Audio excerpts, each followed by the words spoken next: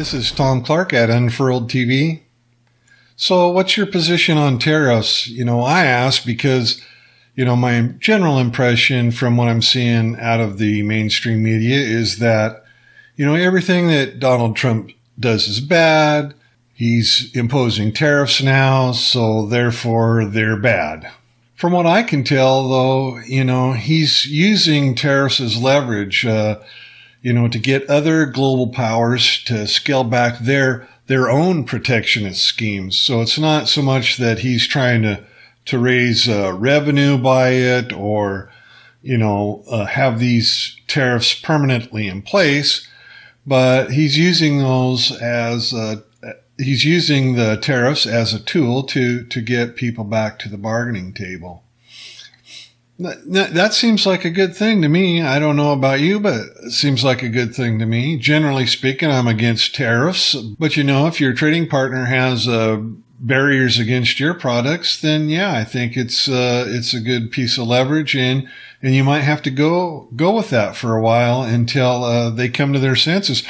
And if they never come to their senses, I guess so be it. Look, if you go to a car lot and you tell the salesman, "Oh man, that's the car that I gotta have. Man, that one right there, that's the one that I have to have. Boy, that's a beauty." Now, if you say that sort of stuff, you ain't gonna get a good deal. If you're willing, you gotta be willing to walk off the lot. You're like, the guy shows you a car. Yeah, I'm kind of interested, but I don't know. I've seen one down the road that was, a sports car as well.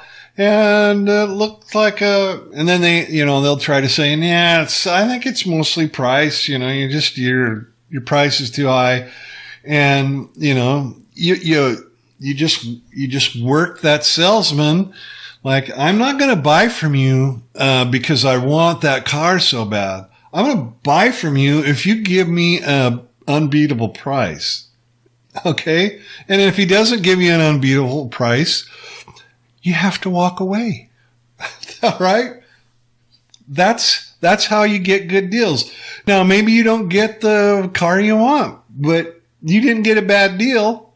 No deal is better than a bad deal. So you just have to be able to walk away from the negotiation table. If you're not willing to do that, you're not playing hardball. And if you're not playing hardball, you can't get the best deal. And yeah, in the short term, if you do walk away from the table, you might have to drive your jalopy for a while longer. So what? So yeah, show me the data that defies conventional wisdom.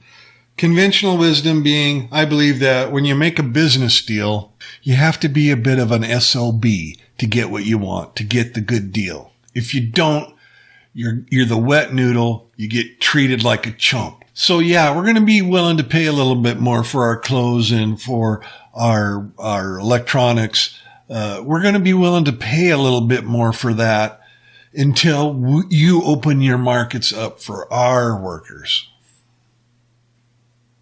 What's wrong with that?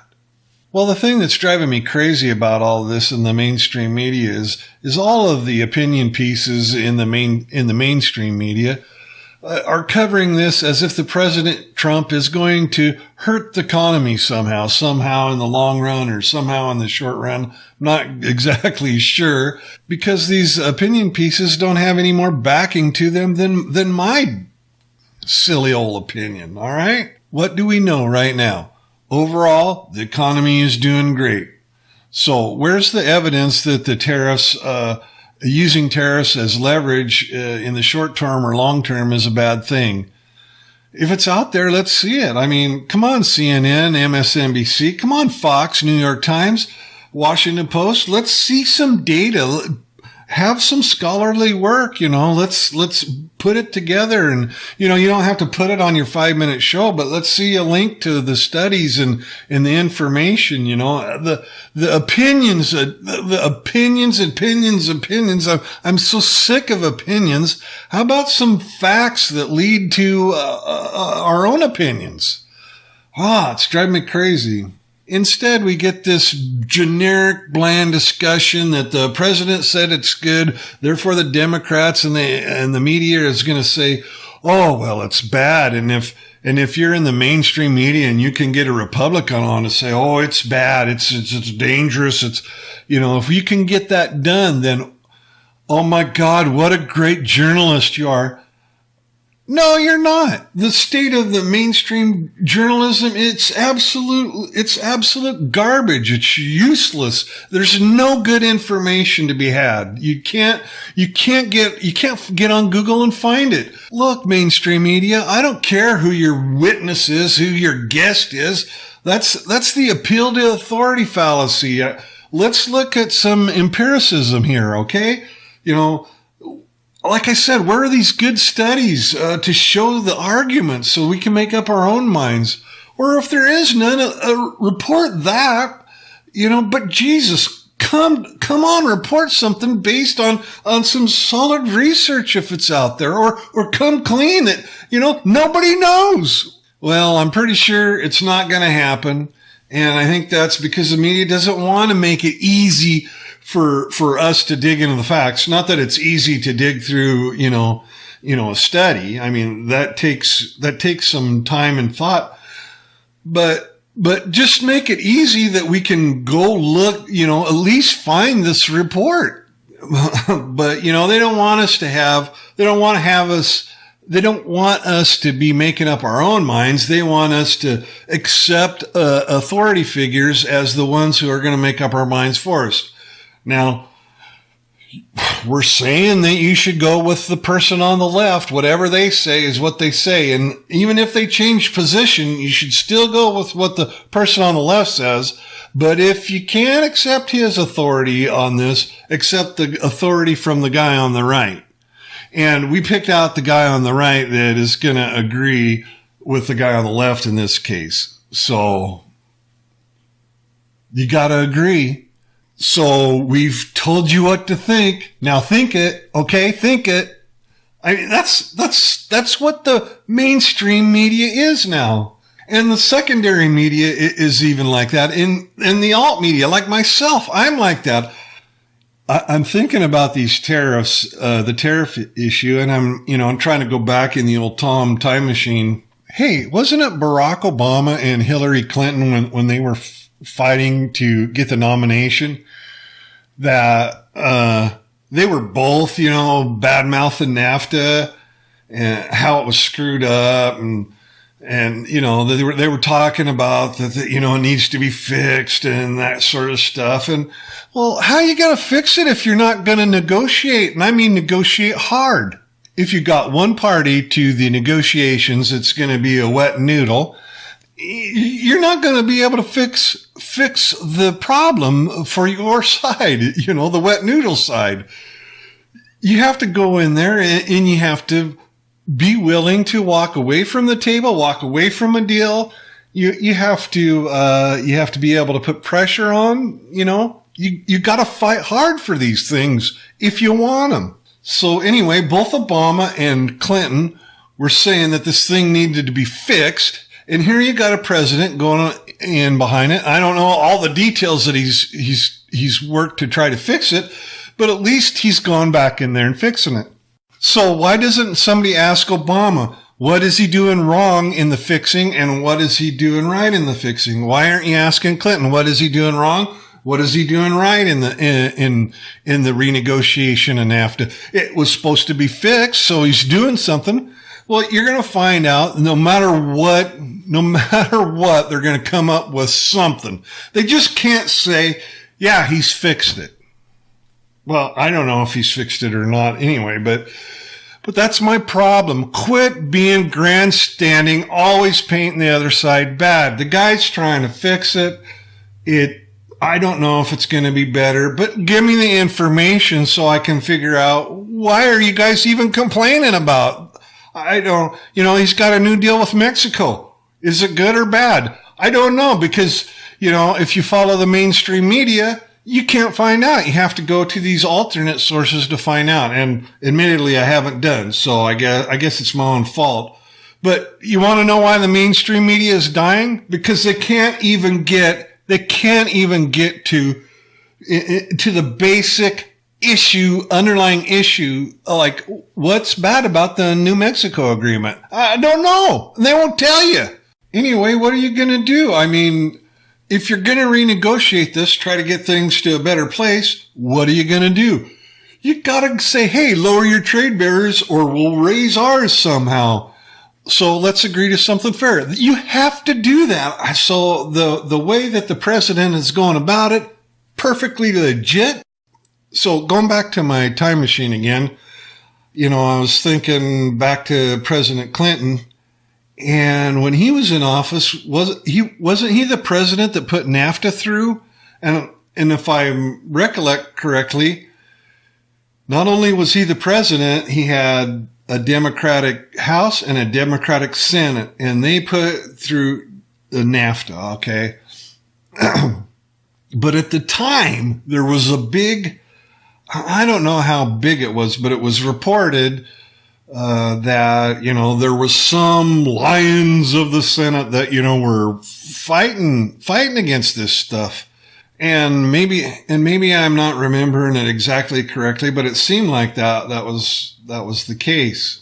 So my point is that we continuously get from both parties factions that are, warning about global corporations, multinational corporations, having so much power and these corporate interests, and they talk a game about, how we got to be careful what we do and stuff like that. And then they get elected and those multinational corporations send over lobbies with big fat wallets. And the next thing you know, nothing gets done to correct the problem. And that's not a Democrat problem. That's a Democrat and a Republican problem.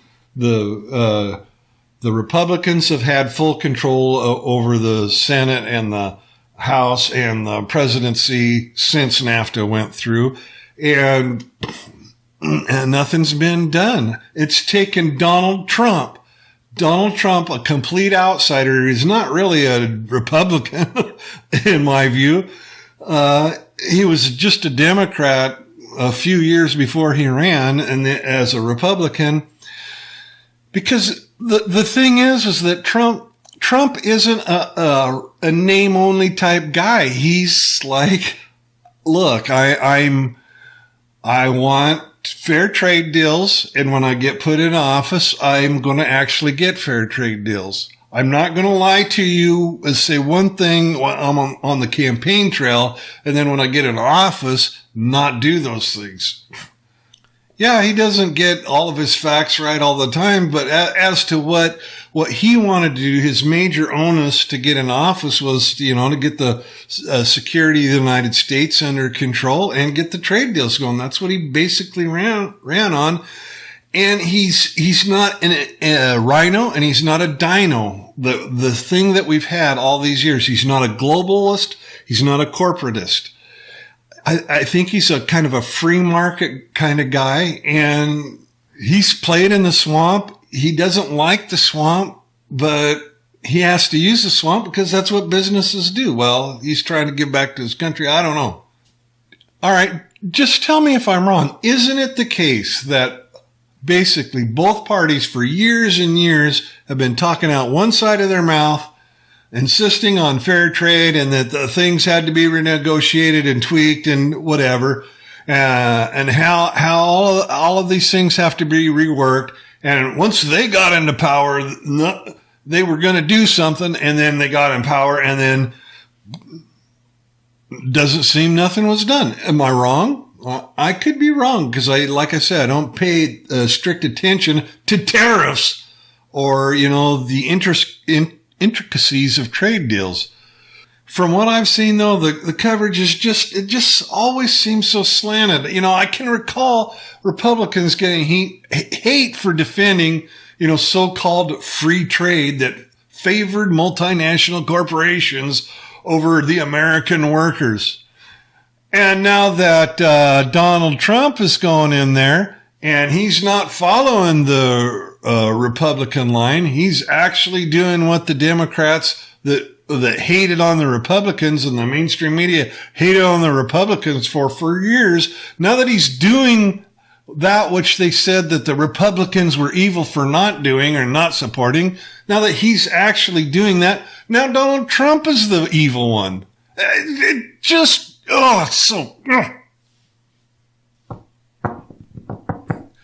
it's just so blatant. So look, my final thoughts on this are going to be sort of a recurring theme around here. I'm not a big fan of Republicans. I'm really not. But the Democrats, they prey on people's emotions so blatantly and ignore how things work in reality and just keep driving wedges between people. Not that the Republicans don't do it, but they just don't do it to the extreme as the Democrats do.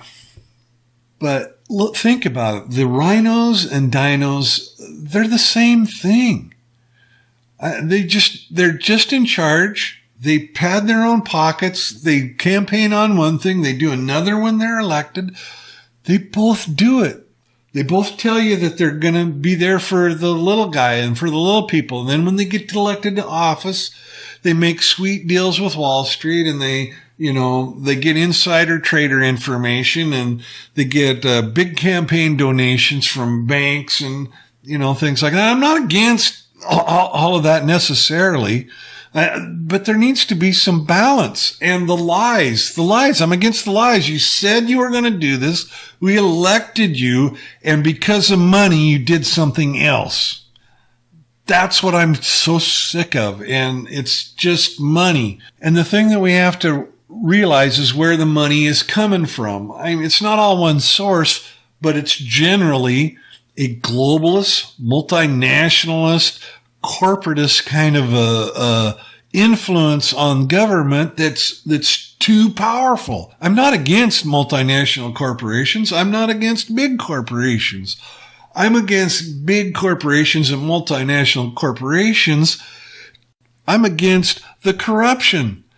I'm against the people campaigning on one thing, your candidates campaigning on one thing, the people electing them, they use their votes, and then they turn right around and stab the people in the back. That's not a Democrat-only thing. The rhinos do that all the time. So the struggle is between nationalist populists and global corporatists. All right, that's the real struggle.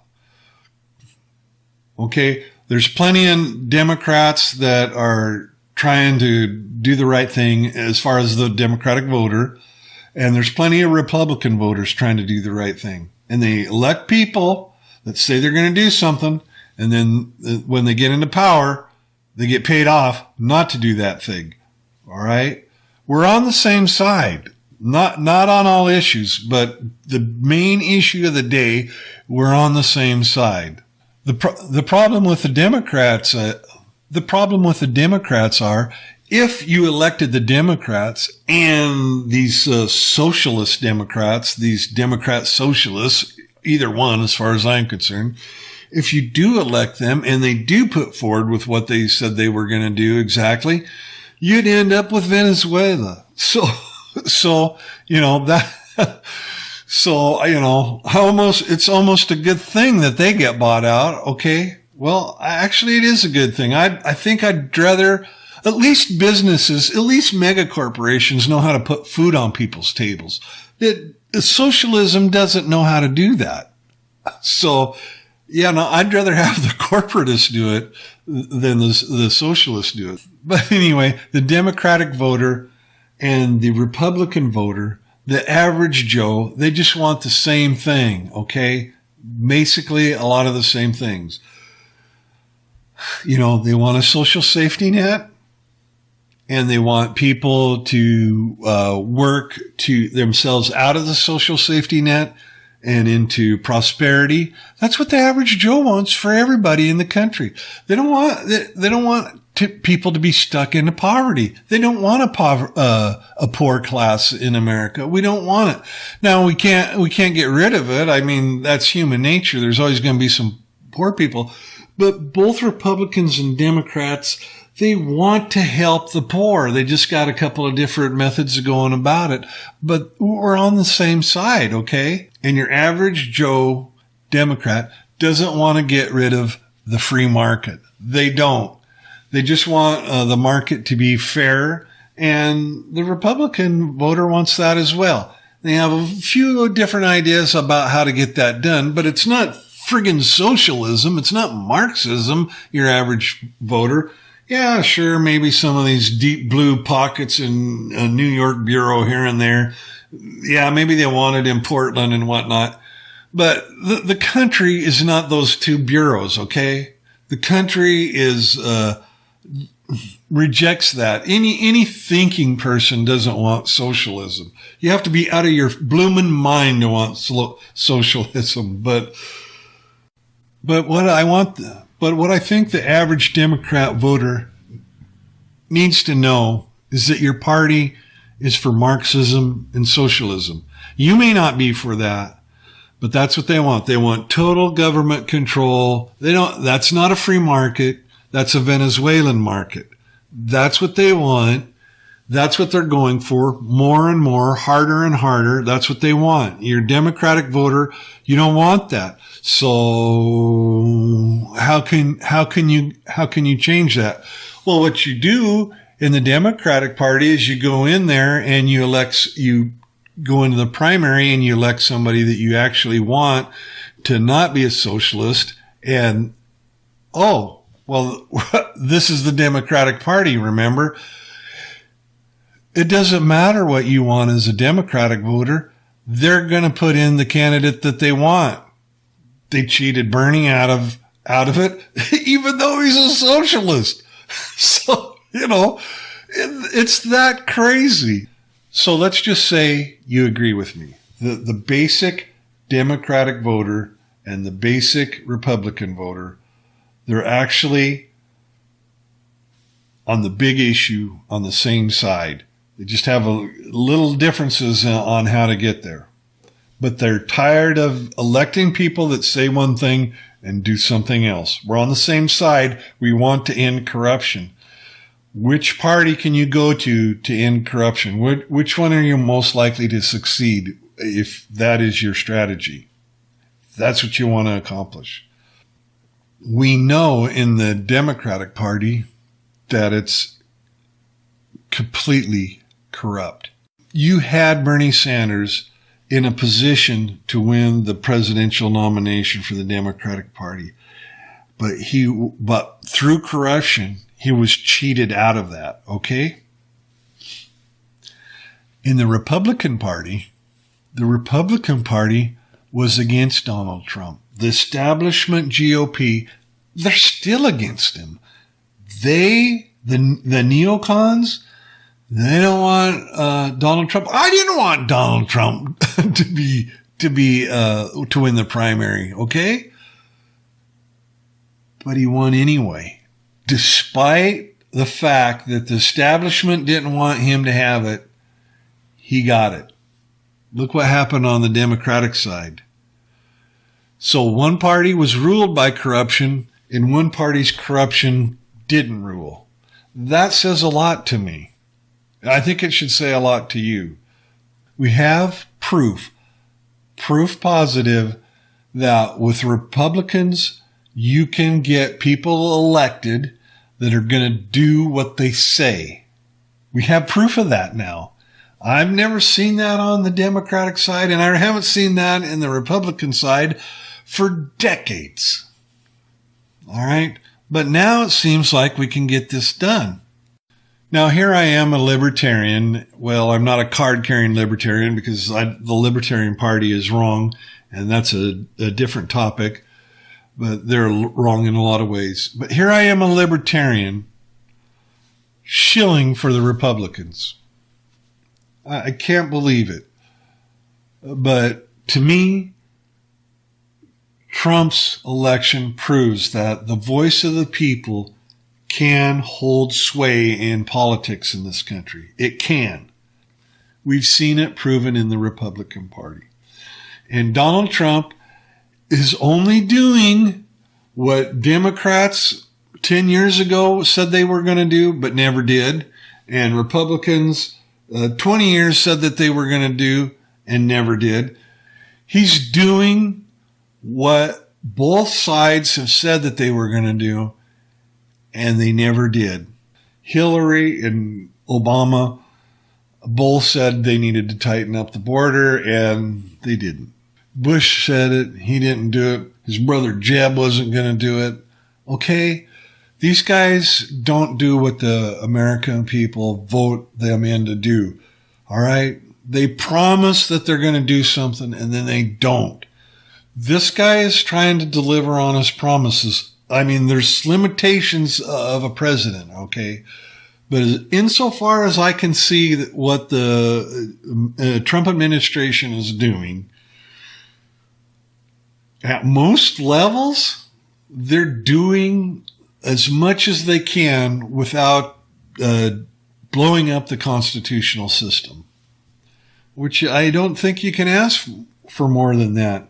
And what we can do as a people is we can learn from what Trump's election and do more for the country. Get him more support in there with other Republicans, not rhinos. Get rhinos primaried out. Get them out of there.